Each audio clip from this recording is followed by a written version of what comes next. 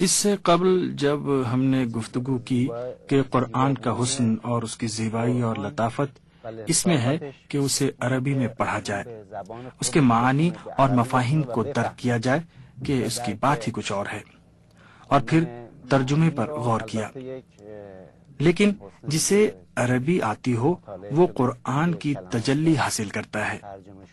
جب وہ قرآن پڑھتا اور اس کا مطالعہ کرتا ہے تو یہ وجہ تھی کہ ہم نے چاہا کہ کوئی راستہ تلاش کریں، بیٹھ کر مطالعہ کریں اور عربی زبان سیکھیں۔ یہ واقعہ اس کی موت سے 1 ہفتے قبل کا ہے۔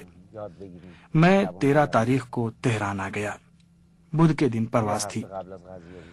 ہفتے کا دن تھا جب ہماری ملاقات ہوئی تھی اور یہ بات ہوئی تھی۔ ہم نے میسج فلم بھی دیکھی، البتہ اس کا کچھ حصہ باقی رہ گیا تھا کیونکہ وقت مختصر تھا اور ہمیں جانا تھا۔ اس کے بعد اس نے کہا کہ آپ کب ایران تشریف لے جا رہے ہیں؟ میں نے کہا کہ منگل یا بدھ کو، مگر ابھی یقینی نہیں ہے کیونکہ ٹکٹ اوکے نہیں ہوا ہے۔ پھر شاید پیر یا منگل کی دوپہر کو ایڈوارڈو نے مجھے فون کیا کہ ٹکٹ اوکے ہو گیا ہے یا نہیں۔ میں نے جواب دیا کہ ٹکٹ اوکے ہے اور میں جا رہا ہوں۔ پھر ایڈوارڈو نے مجھ سے کہا کہ میں تمہیں تہران میں فون کروں گا۔ امکان یہی تھا کہ ایڈوارڈو ایران آنا چاہتے تھے۔ ان کے ایران آنے کے مقصد کے بارے میں عرض کروں کہ وہ ایران آ کر قم جانا چاہتے تھے دینی تعلیم حاصل کرنے کے لیے اور اسلام کے بارے میں تحقیق کرنے کے لیے۔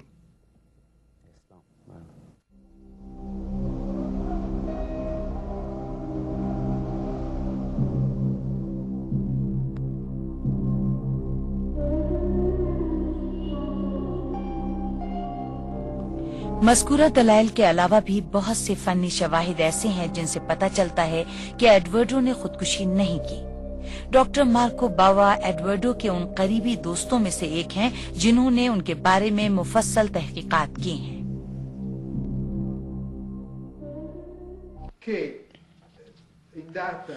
میں نے اگست 2001 کو اعلیٰ عدالتی کونسل کے نام ایک خط لکھا ہے جس میں واضح کیا ہے کہ یہ کس قدر تعجب کی بات ہے کہ ایڈوارڈو کی موت کی تحقیقاتی ٹیم کے سربراہ پروسیکیوٹر جنرل مونڈو ویکن نے کسی موقع پر اپنی تحقیقات کے دوران انسانی پتلے سے کام نہیں لیا۔ اس سے میرا مطلب یہ ہے کہ لاش سے ملتا جلتا ایک پتلا تیار کیا جاتا اور اسے ٹھیک اسی طرح رکھا جاتا جیسا کہ مرنے والا موت سے قبل تھا۔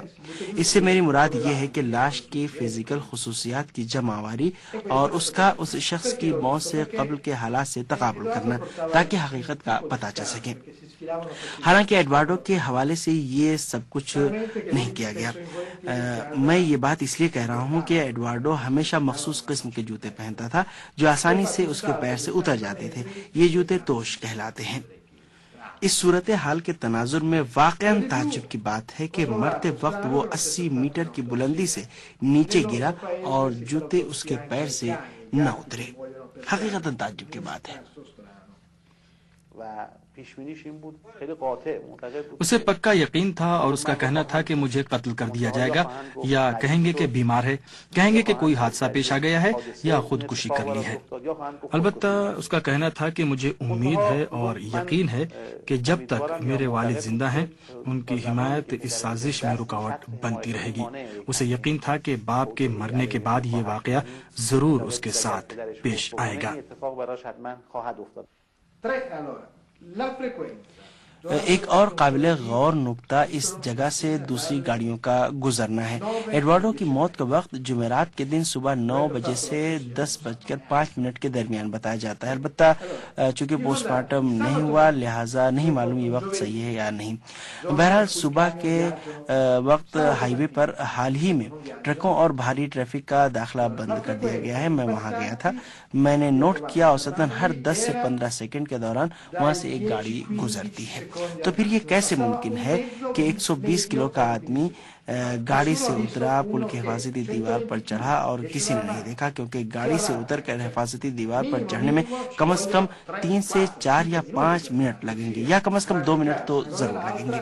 لہٰذا اس طرح اوسطاً اگر ہر 15 سے 20 سیکنڈ میں ایک گاڑی گزرتی ہے تو پھر 2 منٹ میں کم از کم 4 گاڑیاں گزریں گی۔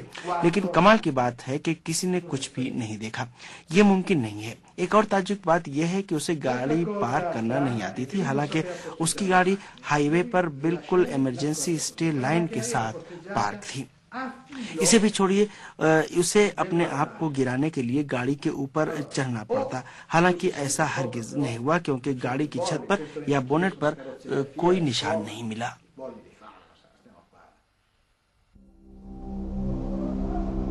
موجودہ شواہد و قرائن کے مطابق ایڈورڈو کو کہیں اور شہید کیا گیا اور بعد میں ان کی اپنی کار کے ذریعے لاش کو لا کر پل کے نیچے ڈال دیا گیا۔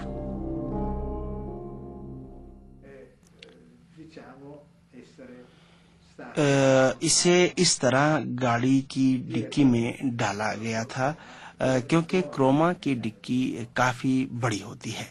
بعد میں اسے پل کے نیچے پھینک دیا گیا۔ جس طرح جی ہاں میں نے آپ کو اس فوٹو میں دکھایا، پل کے نیچے ایک سڑک ہے۔ یہ سڑک ایک مخصوص راستہ ہے اور اس پر عام گاڑیوں کی آمد و رفت تقریباً نہیں کے برابر ہے۔ میں دوبارہ آپ کو اس سلسلے میں بتاتا ہوں تاکہ بات آپ کے لیے بالکل واضح ہو جائے، اور اس کے یہ آپ تصویر دوبارہ دیکھیے جہاں سے ایڈورڈو کی لاش ملی ہے وہاں ایک سڑک بھی ہے، لہٰذا یہ گاڑی اس سڑک تک آ سکتی ہے۔ مجھے امید ہے کہ میں